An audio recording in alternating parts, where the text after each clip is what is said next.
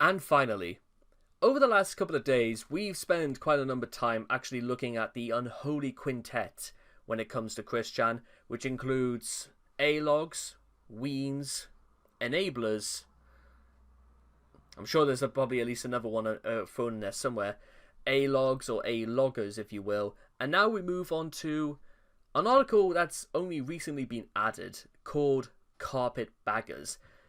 Now, I should also say, when I say recently added, is that one of the great reasons as to why I like to review this entire quickie every year is because there is always new things that are always added and new things that are only recently developed. It's like an ongoing investigation at times, but it's in the form of what it's a fascinating, if be it slightly paradoxical experience, to say the least. So let's get to it. So, what is carpetbagging, you may be saying?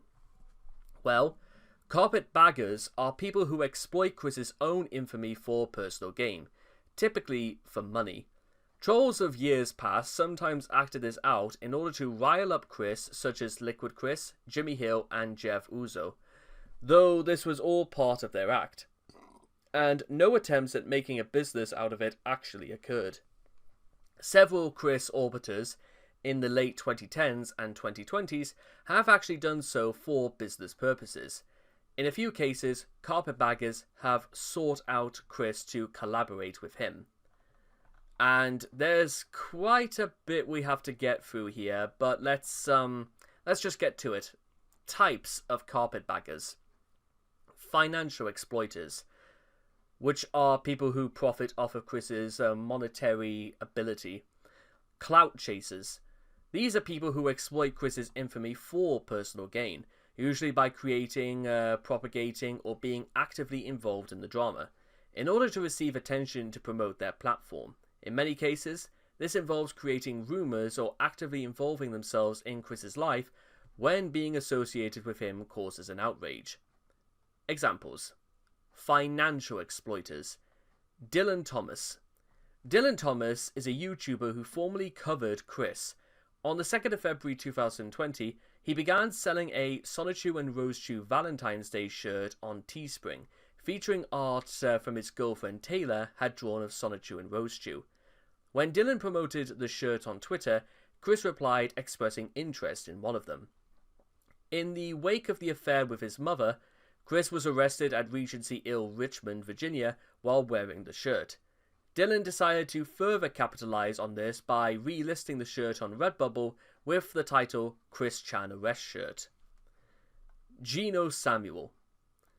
In 2018, Gino Samuel began producing Chris Chan A Comprehensive History, a video series on YouTube.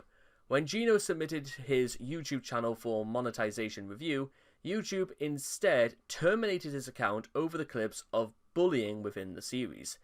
Gino set up another channel to continue the series. Although Gino claimed in 2023, while advertising other video projects, that he would be preparing for a post-Quick timeline, he instead doubled down. Later that year, Gino began selling items based on Chris's infamy without his approval.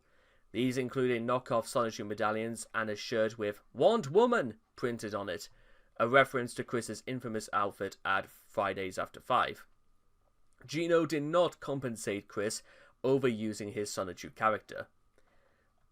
Well, to be fair, Chris never consummated or contacted Sega or Nintendo, so what's this, pot calling kettle? Is that what this is about now? In response to seeing the items, Chris posted a tweet criticizing the medallions, and he also posted a YouTube comment requesting Gino cease selling the shirt. In April of 2025, Gino began uploading his version of a Sonichu the Animated Series onto YouTube, which used artwork taken from Chris's comics, and was monetized through Gino's Patreon.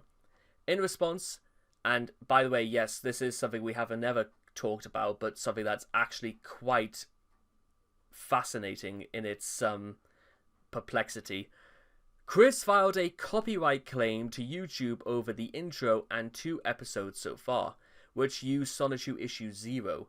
YouTube then took down the videos and placed a copyright strike on Gino's channel. Thanks for that, Chris. Kenneth Engelhardt. In 2022, Kenneth Engelhardt wanted to collaborate with Chris on a Sonichu-themed business project during the jail saga.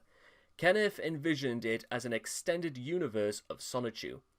Upon learning of Chris's scheme to try to pay off Barbara to move out of 14 Branch Lane Court, among other disturbing comments, a disgusted Kenneth wrote to Chris to inform him that he was planning to kick Chris out of the project. Kenneth told Chris that the project would be run by himself, Helena Forenza, and Eels and the Eggman, by their agreement, and that Sonichu and Rosechu would be broken down and recreated from scratch. Chris ignored Kenneth and stopped responding to his letters. Kenneth has apparently since abandoned his plans. Luke. In 2020, Luke mailed a large box of random items to Chris, which included things with relevance to Chris, like video games. Luke paid Chris to autograph each item. On the 8th of October, Chris drove to Pennsylvania and dropped off the package at Luke's house. Luke then listed the items on Mercury as the storefront quick store, but deceptively claimed that the items had belonged to Chris or his family members. Ooh, you shouldn't have done that. No, and the main article for this is about the silver coins. Now, to be fair, and I'll be completely honest with no, I could, if I can't see myself buying it, I'm surprised that anyone would, to be honest. Yeah, I don't think that was a good idea, really. Prater. In September 2020, a group led by Caden Peck, named Prater, met with Chris and arranged a business partnership with him.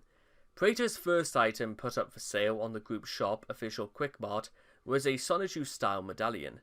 The medallions were produced by Prater, who paid Chris a royalty for the usage of his Sonichu character. Official Quickmart later expanded to other offerings, some produced by Prater and some by Chris. In mid-2023, Caden was involved with financing the Big Island, Virginia house, which Chris currently resides in and pays rent. Chris and Prater's partnership remains active as of 2025. Rex Rowan Neighbours III. In January of 2012, Rex's band released Trollster's Paradise, a true and honest tribute to Christian and the Hedgehog Boys, which covered Christian and the Hedgehog Boys. Despite using Chris's music and audio clips from him, Rex did not attempt to seek Chris's permission and did not compensate him. Sonichu Solutions. At the June 2024 Fan Expo in Dallas, a booth named Sonichu Solutions was set up. According to a customer, the owners of the booth were not affiliated with Chris. The owners copied from Chris's Sonichu design and offered knockoffs of his medallions. Further, they also sold printed out copies of Chris's jail art for $15 apiece. Lord knows what they actually made from it, but... Winfield. Dylan Winfield, also known as Winfield, is a self-published horror novel author, intending his debut novel, Cult of the Eclipse, to be the first in the series. Dylan seemed to have found promoting his book by spamming Reddit and Twitter ineffective. So in June 2021, he hit upon the idea of requesting Chris to do a video review of his book. Although Chris agreed, the review did not come to pass, particularly due to the subsequent incest revelations and jail saga. Undeterred, on the 6th of September 2021, Dylan travelled to Ruckersville, where he trespassed at the yard of 14 Branch Lane Court while taking photos and recording video of its neglected state.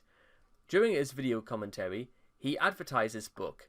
The following day, he uploaded the video and messaged Gibby on Twitter. This resulted in his exposure and doxing on the Kiwi Farms, and several people calling him out on his clout-chasing attempts, after which he deleted his video within an hour, suggesting he was following the thread. Why then he did not know any better is a mystery. Clout Chasers. Ben Saint. Also known for exploiting Chris's beliefs in alternative dimensions by using his OC Nightstar and creating comics featuring her to create a slime saga, by September 2019, Ben had uploaded to his Patreon scans of his comic. The Patreon account was used for Ben's projects in general. His non-quick content was behind a paywall, whereas his Nightstar comics were free to view. Doopy Doover. Doopy Doover was a voice actress who had gained Chris's attention, instead of just ignoring him. She decided to profit off of Chris's infamy by going onto Kiwi Farms, creating a personal army against Chris. Though, with that being said, I think you could argue that Doopy actually had a justifiable explanation, considering that, well, Chris seemed to be not taking cues, and to be honest, this was something that, especially towards women, which we all know Chris had done. So you could argue Doopy was kind of justified in some respect. Maybe in some, but not always. But then again, that's just sort of how it is. Ethan Ralph. After the fallout of the incest revelations, Ethan Ralph jumped on the opportunity to exploit Chris for views. Ethan, who had a history of vitriolic feelings towards Noel, sought to interview Chris, in particular about Noel. When Chris was relocated at Regency in Richmond, Virginia, Ethan live-streamed himself driving to the motel in search of him, knocking on every door on the second floor and ordering pizza in a failed attempt to lure Chris out. After being kicked out from the motel premises for loitering, Ethan soon returned upon being notified that the police were in the same area and filmed Chris's arrest, all the while screaming comments and questions at Chris. It should also be noted that Ethan goes the extra mile by attempting to sell t-shirts with Chris's likeness on it in his online store, without the latter's knowledge or permission, with no plans to compensate Chris for any sales made. Keffels.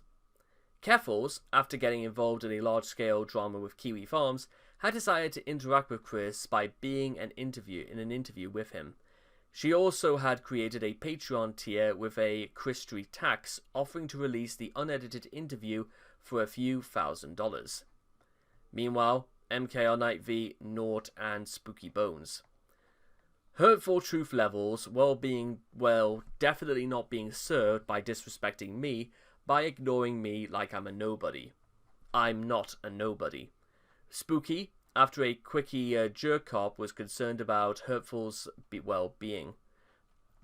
Spooky Bones, also known by her persona Regina George, led to the investigations of Isabella Loretta Janke and created the OP of the original Kiwi Farms mega thread on her. However, as the drama was starting to ignite and much of Bella's personal life was being dug up into by the Mean Girls, the group that Spooky led, Bella left the internet. Spooky, primarily motivated by the attention and recognition she received from the mega thread, then went after other Chris orbiters with even the loosest connections to Bella. The WCT and Zella. Zella is a ween who tried to uncover many different aspects of Bodden Christery, such as Flutter's identity and role, as well as Prater's current work. In the process, he stirred up drama by creating a rumour that Chris and Flutter were going to have a baby. So, taking a lot of these as a whole, let's go into the arguments against carpetbagging. Like the rest of the unholy quintet, there are plenty of good reasons to not become a carpetbagger. 1. Associating yourself with Chris is never a good idea. Chris has an infamous reputation, cultivated through years of bad behaviour both online and offline. Most notably, he committed a sex crime by engaging in incest with his mother. Even though the charges were dropped by the state of Virginia, the knowledge of Chris's actions will never fade from public consciousness. If you connect yourself to Chris, that you will be the first thing many people think of whenever they hear your name.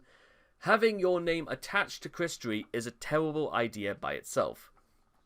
But to do so on a large scale that millions of people will notice is even worse. 2. You will be actively selling bootlegging merchandise. Sonichu has always been a rip-off of Sonic and Pikachu, two copyrighted characters owned by major video game companies. Nintendo in particular is known to harshly defend their copyrights, ordering the takedown of many fan projects under threat of legal action. Chris has managed to sail under the radar for many years, not because they are unaware of him, but likely because they have concluded he is just a strange, overzealous fan. Unlike with fan-created games, there is no chance of Sonichu being mistaken for a genuine Sega or Nintendo product. For now, they see Chris's creations as posing no serious threat to their brands and thus simply not worth the hassle of dealing with through legal channels. However, that could always change, especially if enough people start producing their own Sonichu junk. So why take the risk of getting stuck with a bunch of crappy merchandise you're no longer allowed to sell? Besides, anything that wasn't made by Chris himself is not true and honest Sonichu merchandise. The only reason most Chris followers would even want something like a medallion is because it came from Chris himself.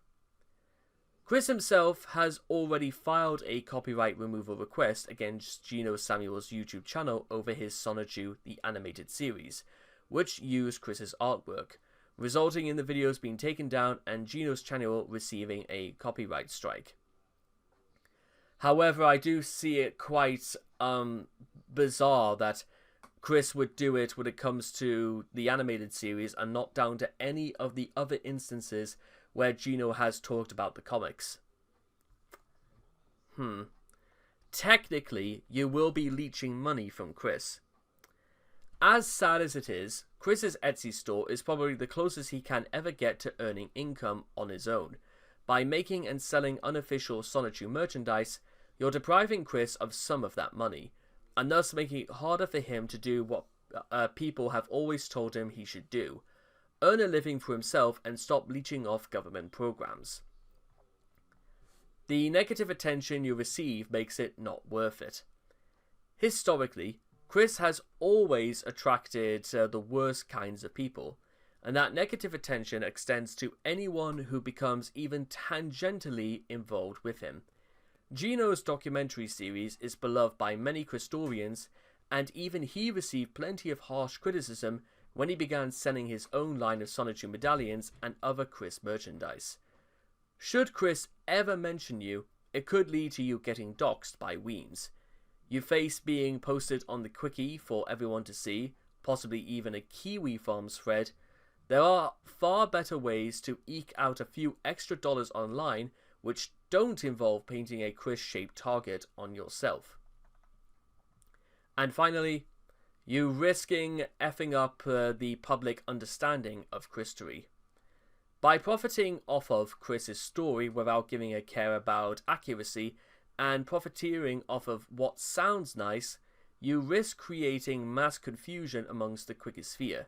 Spooky Bones, noticing how much attention the drama surrounding Chris's affair with his mother was receiving, decided to come up with as many juicy stories as she could surrounding the people that were involved with this was uncovered, only to then create a flurry of misconceptions and false views amongst the public. People later seem to have caught on to people potentially repeating what Spooky did, and have since then become far more careful about taking juicy information about Chris Chan online the way they see it online. This is evidenced by the incident surrounding Zella spreading the rumour about Chris impregnating Flutter, hoping that propagating the story would help draw more answers about Flutter's identity. Though this story initially caught traction, people became skeptical of it a week later and only brought negative attention onto Zella. Now, to be fair, I've even talked about that once, about how this apparently, it might have been, I think it was through the fact that Zella misinterpreted something that Chris said, and that Chris was actually going to conceive a baby. Well, Flutter was going to conceive Chris's baby, and, well, it might have been through a misunderstanding, but it was one that happened, and a lot of trouble can come about through misunderstandings. And with all that being said, because I actually do think we've actually come to the end now, haven't we? Oh yeah, White Knights as well. We've already covered that. So that brings us to the bit of the shorter form end of the Unholy Quintet. I think the most interesting aspect about this entire section is that trolling is the sort of thing that can actually be divided into several little subgenres and subcategories, between those who try to defend Chris, from those who don't try to defend Chris, those who try to profiteer off Chris, those who try to exploit Chris, and those who just see Chris as a way of making money. So, with that being said, I don't think we've ever once covered an article on the Quickie about trolling itself. It's bound to be there at some point, but by the time we get there, it might be superseded by a slightly more pertinent question. But until then, I hope all of you guys enjoyed this, and I'll see all of you guys again next time. Thank you.